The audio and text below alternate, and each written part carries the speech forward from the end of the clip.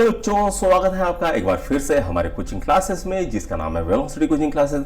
बच्चों, आज हम एक बहुत ही इंपॉर्टेंट टॉपिक स्टार्ट करने वाले हैं और उस टॉपिक का नाम क्या है? तो उस टॉपिक का नाम है Stefan Boltzmann law of heat radiation. बच्चों, 1879 में एक स्टीवन नाम का साइंटिस्ट हुआ करता था। उस साइंटिस्ट ने एक रिलेशन दिया, तो वो रिलेशन क्या था? R is directly proportional to temperature.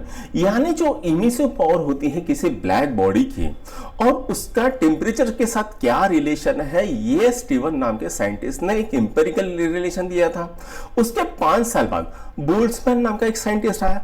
उसने क्या किया? इसने इसका मैथमेटिकल प्रूफ दे दिया, जिसके कारण इसको बोलते हैं Steven Boltzmann law of heat radiation. तो आइए सबसे पहले देखते हैं इसका स्टेटमेंट क्या है। तो rate of emission of radiant energy per unit area और power radiated per unit area of a perfect black body is directly proportional to the 4th power of its absolute temperature। इसका क्या मतलब होता है? जो आपका इमिसिव पावर होता है किसी ब्लैक बॉडी का, वो डायरेक्टली प्रोपोर्शनल होता है 4th power of absolute temperature. यही इसमें कहा है। अब यहां पर है बच्चों प्रोपोर्शनैलिटी का साइन। जैसे ही हम प्रोपोर्शनैलिटी का साइन निकाल के इक्वल का साइन डालते हैं, हमें कोई एक कांस्टेंट डालना पड़ता है। तो हमने यहां पर डाल दिया कांस्टेंट और यहां पर इक्वल का साइन डाल दिया। तो क्या आ गए? R is equal to sigma T to the power 4 आ गए। अब ये सिग्मा क्या है बच्चों? तो सिग्मा है स्टीफन कांस्टेंट। इसकी वैल्यू कितनी होती है? तो इसकी value 5.67 into 10 raise to power -8 joule per metre square per second square per kelvin to the power 4 ये होती है। अच्छा, हमें ये पता है बच्चों R is equal to Q upon 80 होता है। अगर मैं यहां पर R की वैल्यू यहां पर डाल दूं तो मुझे क्या इक्वेशन मिलेगा? Q divide by 80 is equal to sigma T to the power 4। तो ये तो हो गया बच्चों ब्लैक बॉडी के लिए। अगर कोई ऑर्डिनरी बॉडी हो तो क्या हम लिखेंगे? ऑर्डिनरी बॉडी के लिए sigma R is equal to sigma into E into T to the power 4। अब ये क्या है? ये इमिसिविटी होती है। ये E क्या होता है? इमिसिविटी होता है। तो इसको नोट डाउन करिए बच्चों, फिर आगे बढ़ते हैं। तो बच्चों अभी हमने एक रिलेशन देखा था। वो रिलेशन क्या था? R is equal to sigma T to the power 4। ये T क्या है बच्चों? T होता है temperature of black body, right.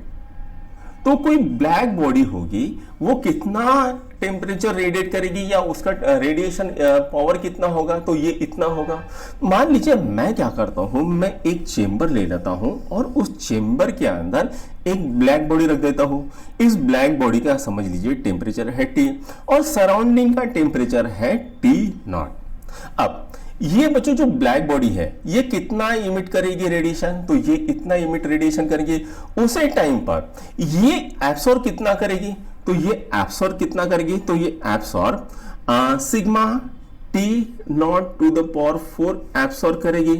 अगर इनके बीच का डिफरेंस देखा जाए या नेट हीट लॉस को देखा जाए, नेट एनर्जी को लॉस देखा जाए, तो वो कितना आएगा बच्चों? Net energy loss